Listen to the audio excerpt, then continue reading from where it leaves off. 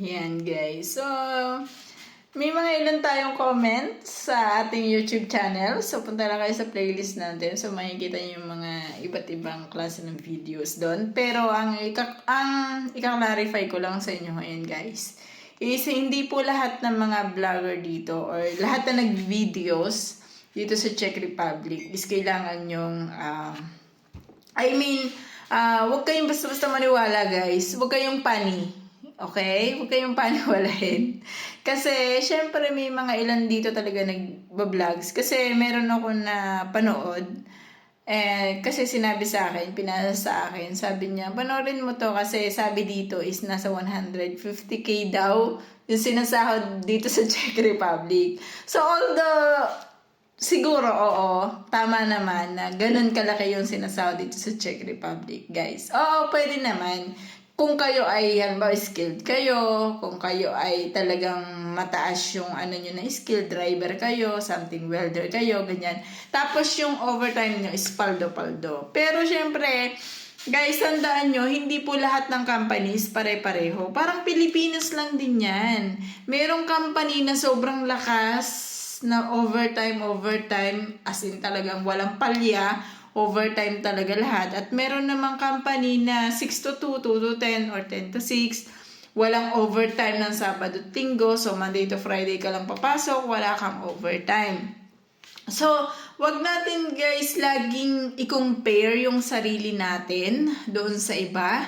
Na, sumasahod siya ng 150,000, siguro yung asawa ko, siguro yung anak ko, ganun din yung sahod dyan sa Czech Republic. Kasi, nasa Europe din siya pareho siya ng sahod. So, guys, hindi po ganun. So, ako na nagsasabi sa inyo, kung may family member kayo na nasa Czech Republic, especially, or nasa ibang bansa po, hindi pare-pareho ang sahod ng mga OFW.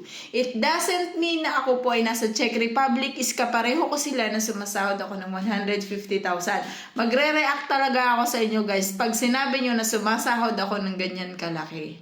So, hindi po inaabot ng 100,000 ang sahod ko at hindi rin siya inaabot ng 50,000 pesos kapag ako po ay walang overtime tapos kakaltasin yung mga sa bayad kong amenities. Kasi guys, hindi libre ang bahay dito. So, merong mga company na nagbabayad or nagbibigay ng benefits na libre yung bahay. Meron silang transportation allowance, pero hindi lahat ng empleyado po dito sa Czech Republic is nakakaranas ng ganong benepisyo. So, bigyan natin guys ang iba ng pagkakataon na ipaliwanag at parang explain ng sarili nila. Kasi tayo dyan, for example kayo dyan sa Pilipinas, meron kayong family member dito sa Czech Republic. So, ako kasi wala akong problema sa family member ko. But, I'm talking about those persons, those mga kasamahan ko, na meron pong family dyan sa atin sa Pilipinas na pag sinabing nasa Europe yung kanilang kapamilya, akala nila every week kaya naming magpadala ng pera. So guys, hindi po totoo yun. Fake news yun. Ako na nagsasabi sa inyo, fake news yun guys. Guys, kung gusto nyo, pumunta kayo dito sa Czech Republic. Kung gusto nyo, mag-tourist kayo dito sa Czech Republic. Siguro doon ko masasabi na talagang mali po kayo. So, sa lahat na may family members ng Czech community, so syempre, ginagawa ko tong video na to guys, hindi to para sa akin. Kasi, para to sa communities natin as OFW. Kasi, halos lahat or mostly talaga ng mga OFW is akala ng mga tao or ng mga family natin dyan sa atin sa Pilipinas, even the government, akala nila pag sinabing OFW, even the NAIA, even the personnel, akala nila once na OFW ka, mapera ka. So, hindi po totoo yun. It's a fake news. Yung sinasabi nila na lagi nakakabili ng sasakyan, nakakabili ng ganito, something like that. Guys, itanong nyo sa kanila kung ano yung pinagdaanan nila. For example, kayo ay OFW sa Canada. So, bakit kayo may sasakyan? Sa atin kasi pag may sasakyan, mapera. Sa Canada po, once na may sasakyan kayo, kasi ang hirap pag mag-commute at winter. So, ganun din dito sa Czech Republic, guys.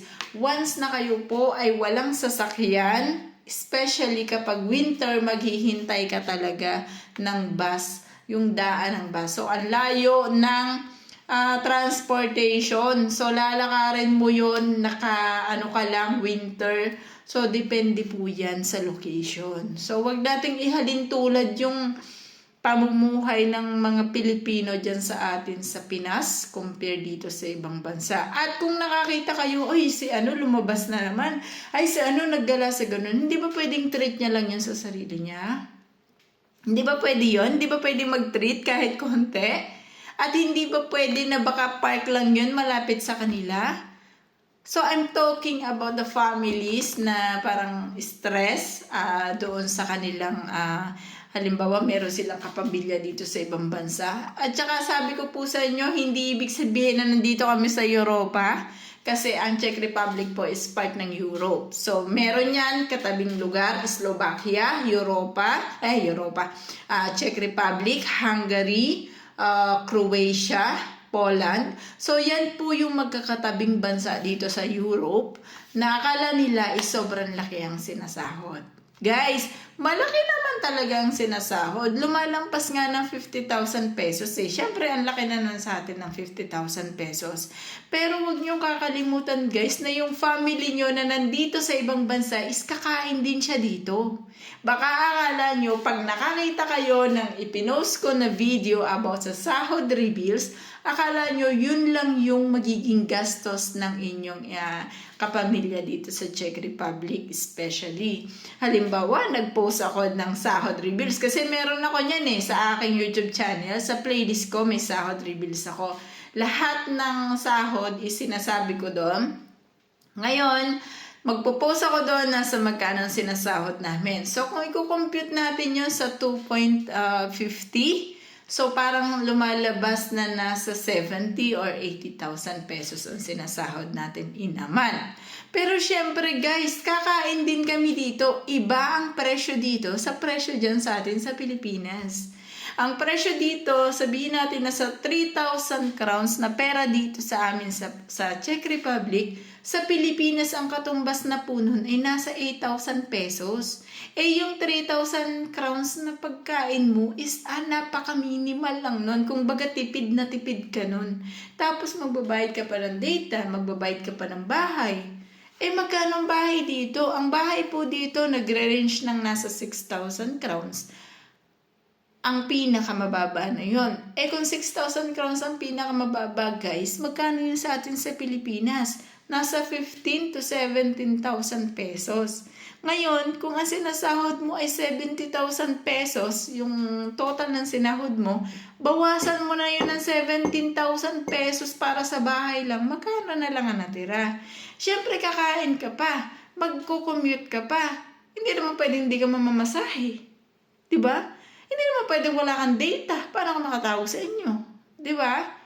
Alam nga naman na lagi ka lang bahay-trabaho. Paano kung gusto mo naman kumain sa labas paminsan-minsan?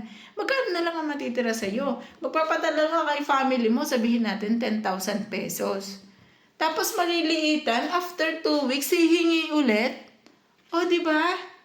Ang saklap, besh. Paano na lang kayo makakaipon yung mga OFW na kapamilya nyo dito sa ibang bansa? So, paano sila makakaipon kung lahat iaasa nyo sa kanila? Even the pambayad ng kuryente, pambayad ng tubig, pambayad ng lahat, pambayad ng something, kung ano man yung babayaran nyo.